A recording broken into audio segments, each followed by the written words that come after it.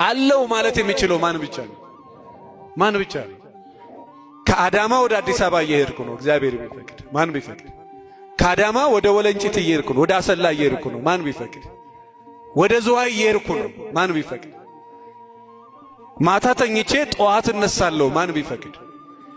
አልጋ ላይ ተገለባብጦ ጠዋት መተኛት ቀላል ነገር ነው እንዴ? አንተ ተኝተህ እኮ የነርቭ ሲስተም፣ የደም ዝውውር፣ ያተነፋፈስ ስነ ስርዓትን ማን ነው የሚቆጣጠረው? ማን ነው የሚቆጣጠረው? ስሙ የተመሰገነ ይሁን። ስለዚህ ዝም ብለህ ከመሬት ተነስቶ እኔ አለው አይባልም። አለው ማለት የሚችለው እግዚአብሔር ብቻ ስለሆነ፣ አለውም ካለ ያለው እሱ ብቻ ስለሆነ፣ ያለም የሚኖርም ስለሆነ፣ ሰው ግን አለው ብሎ መናገር አይችልም። ማታ ከተኛ ጠዋት ላይ ይነሳ ይችላል። ሰውነት ስላለው አለው ማለት አይችልም። አይታችኋል አይደል? 70 ዘመን ሙሉ ካንገቱ በላይ ማሽን ውስጥ ገብቶ ይኖረውን ሰው። እኔ በጣም የሚገርመኝ እንደው እጅ ያላችሁ ሰዎች አላችሁ፣ አይን ያላችሁ ሰዎች፣ ሕያው እግዚአብሔር ምስክሬ ነው፣ ከዚህ በላይ ሀብቴ። አይን የሚያይ ከሆነ፣ ጆሮ የሚሰማ ከሆነ፣ እግር የሚራመድ ከሆነ፣ ሰውነት ምግብ መቀበል የሚችል ከሆነ፣ ይሄ እጅ የሚንቀሳቀስ ከሆነ፣ እዚህ የጀርባ ነርቭ ሲስተሞች የሚሰሩ ከሆነ እግዚአብሔር ይመስገን ብሎ ማን ይመስገን? እቺ ጣት እንደዚህ ተዘርግታ እንደዚህ የምትታጠፈው ማን ሲፈቅድ ብቻ ነው። ያልተያዘ ሰው አያውቀው። እኔ ብዙ ምስኪኖች ያውቃል። በጣም የሚያስደነግጥ አዲስ አበባ ላይ የ400 ሚሊዮን ብር ቤት ውስጥ ነው የሚኖሩት። ቤታቸው የ400 ሚሊዮን፣ እነሱ የሚኖሩት ሆስፒታል። በጣም የሚያስደነግጥ የ30 ሚሊዮን ብር ኒሳን ፓትሮል ገዝተው እነሱ የሚሄዱት በዊልቸር ነው። ስለዚህ በእግራችሁ ከሄዳችሁ እግዚአብሔር ይመስገን። ማን ይመስገን? ተከራይተህም ቤት መኖር ከቻልክ እግዚአብሔር ምስክሬ ነው፣ እግዚአብሔር ይመስገን።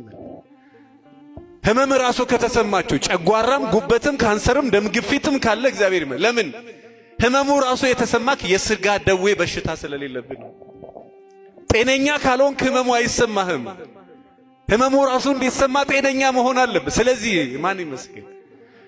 በትንሹ ነገር ደግሞ እግዚአብሔር ይመስገን ያላለ ሰው ዓለምን ሁሉ ቢገዛ እግዚአብሔር ይመስገን አይል እና በተዘጋው ደጃፍ ገብቶ የሰላሙ ጌታ እርሱ የሰላም አባት ሰላም ሰጪም ስለሆነ ሰላም ለእናንተ ይሆናል። ወገኖቼ ሰላም በለኝ ካላችሁት እመኑኝ፣ የእግዚአብሔር ሰላምና የዓለም ሰላም ይለያል። ሰላም ማለት የጥይት ድምፅ ሳይሰሙ መኖር ማለት አይደለም።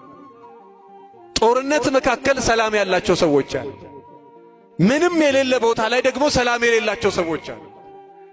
ሰላም ማለት የውስጥ ሰላም ነው። ያን የውስጥ ሰላም የሚሰጠው ማን ነው? አዲስ አበባ ላይ አንድ ጊዜ መገናኛ አካባቢ ከአያት ተንደርድሮ የሚመጣ ትልቅ ሲኖትራክ እንደዚህ ካወቃችሁ፣ ይሄ ወደ መገናኛ አደባባይ፣ ይሄ ደግሞ ወደ 22 የሚያስኬድ መስግና እዚህ ስር የተኛ ልጅ አለ። መኪናው ክስክስ ብሎ በቃ እስከ ቦዲው እንጨቱን እስከ ጫነ ድረስ ገብቷል። እና መኪናው በእንትን ክሬን ጠዋት ሲነሳ ልጁ ከእንቅልፉ አልነቃም።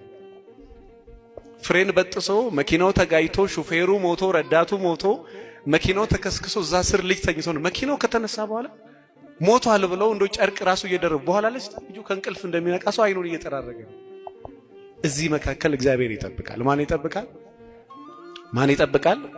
እግዚአብሔር። ወገኖቼ በተደጋው ደጃፍ ገብቶ ሰላም ለእናንተ ይሁን ይበላል። የኔ ቤት ሰላም ይፈልጋል፣ እናንተም የኔ ቤት ሰላም ይፈልጋል የምትሉ ከሆነ የሰላሙን ጌታ ወደ ቤቴ ይገባል።